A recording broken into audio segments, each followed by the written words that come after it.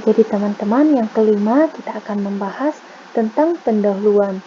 Jadi teman-teman sekalian, di pendahuluan berisikan latar belakang mengapa penelitian ini kita lakukan, atau uraian permasalahan yang akan diteliti, atau dikaitkan dengan teori, dan diakhiri dengan tujuan dilaksanakan penelitian tersebut.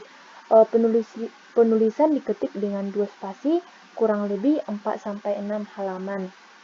Jadi di sini kawan-kawan dapat kita lihat contoh pendahuluan dalam jurnal ini. Di sini saya membuat materi untuk melatar belakangi dari penelitian ini. Itu kita kan di sini membuatnya uji amilum pada karbohidrat atau makanan. Jadi di sini saya membuat materinya.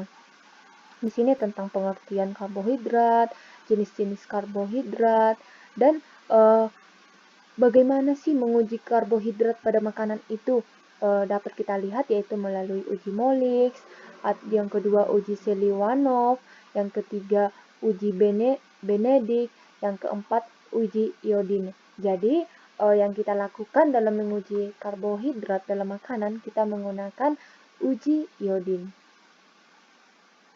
Inilah yang melatar belakangi kita melakukan penelitian ini. Jadi uji iodine itu adalah merupakan uji yang paling mudah dan sering dilakukan untuk meneteskan iodin ke bahan makanan. Jadi kita tahu apakah makanan itu mengandung karbohidrat. Yang keenam itu metode penelitian. Bagian ini menjelaskan ketika percobaan telah dilakukan, peneliti menjelaskan desain percobaan. Contohnya peralatan, metode pengumpulan data, dan jenis pengendaliannya.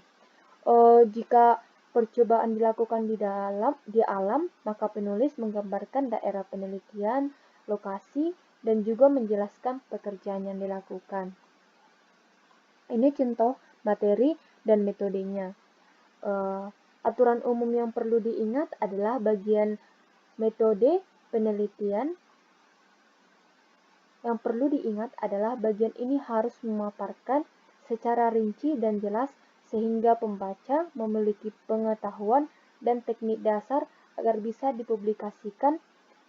Penulisan metode diketik dengan 2 spasi, kurang lebih 1 halaman. Jadi kawan-kawan sekalian, untuk tentang metode penelitian, kita dapat mencantumkan bahan-bahan yang kita lakukan untuk meneliti bahan-bahan tersebut. Contohnya bahan-bahan dalam jurnal ini yaitu tahu, kentang, ubi jalar. Yang kedua itu peralatan. Peralatan apa sih yang digunakan untuk melakukan uji itu atau yang melakukan penelitian itu? Di sini ada kertas, gelas, piring kecil, alat parut, dan sendok. Yang kemudian adalah cara kerja. Jadi bahan peralatan cara kerja ini adalah faktor pendukung untuk metode penelitian. Contoh cara kerja amilum yaitu kita dapat melihat inilah cara kerjanya. Tentang cara kerjanya untuk mendukung metode penelitian. Kita dapat melihat gambar satu tentang bahan-bahan makanan.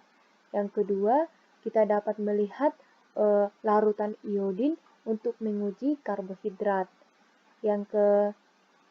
Gambar yang ketiga, kita dapat melihat larutan iodin dimasukkan ke dalam makanan yang mengandung karbohidrat. Terus kita dapat mengamati hasil pengamatannya. Jadi itulah tentang materi dan metode. Bagian ini akan menjelaskan bagaimana sih kita melakukan penelitian tersebut. Yang ketujuh adalah tentang hasil dan pembahasan. Teman-teman sekalian, di dalam hasil pembahasan ini dapat dibagi beberapa subbagian. Penulisannya tergantung pada penelitian. Dalam pembahasan membandingkan hasil penelitian dengan teori yang diacu dan menghubungkan penelitian Anda dan penelitian sebelumnya dengan menunjukkan persamaan dan perbedaannya. Pembahasan digunakan untuk hasil penelitian kualitatif, sedangkan hasil pembahasan digunakan untuk hasil penelitian kuantitatif. Di sini kita dapat melihat hasil dan pembahasan daripada penelitian jurnal ini. Jadi di dalam hasil dan pembahasan ini kita dapat menuliskan atau memasukkan hasil dari penelitian kita. Jadi seperti inilah contohnya kawan-kawan, hasil dan pembahasan. Yang kedelapan adalah juga simpulan. Simpulannya yaitu dalam simpulan dibahas pembuktian hipotesis dari penelitian, ditulis dengan ringkas yang memuat informasi yang cukup sehingga pembaca mengetahui bahwa telah membuktikan hipotesis yang telah dilakukan dan dalam mengetahui kelebihan dan kekurangan metode. Dan biasanya kawan-kawan, di dalam simpulan terdapat saran yang berisi kemungkinan penelitian lebih lanjut dan potensi-potensi yang dimiliki, metode yang dipakai dapat dimasukkan. Jadi contoh simpulan yang kita dapat tarik dari contoh jurnal ini adalah yang pertama, satu, bahan makanan yang ditetesi larutan betadin apabila berwarna biru, kehitaman dapat disimpulkan mengandung karbohidrat. Nah, kawan-kawan sekalian, beginilah mencari simpulan atau menuliskan simpulan dan saran. Yang terakhir adalah daftar pustaka.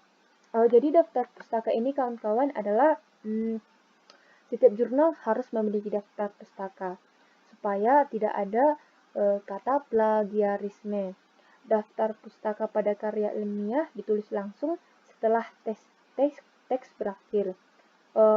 Sedangkan daftar pustaka pada makalah atau buku atau penelitian ditulis dengan berganti halaman baru. Jenis penulisan daftar pustaka diberi judul daftar pustaka, dicetak tebal seperti ini kawan-kawan, dengan huruf tegak dan kapital semua. Terus kawan-kawan, jadi di dalam daftar pustaka ini juga ada aturannya loh. Di dalam daftar pustaka, unsur-unsur yang ditulis adalah satu, nama pengarang, yang kedua tahun penerbitan, yang ketiga judul termasuk subjudul, yang keempat tempat penerbitan, yang kelima nama penerbit. Demikianlah pembuatan daftar pustaka kawan-kawan. Nggak terasa ya kawan-kawan, udah siap pemaparan pembuatan jurnal lab kimia sederhana. Apakah kawan-kawan sekalian sudah memahaminya? Apabila kawan-kawan sekalian belum memahaminya, coba diulang kembali tutorial ini. Sekian dari pembahasan pembuatan tutorial jurnal lab kimia sederhana yang baik dan benar. Apabila ada kesalahan, mohon dimaklumi ya kawan-kawan. Jangan lupa like, subscribe, dan share. Dadah kawan-kawan.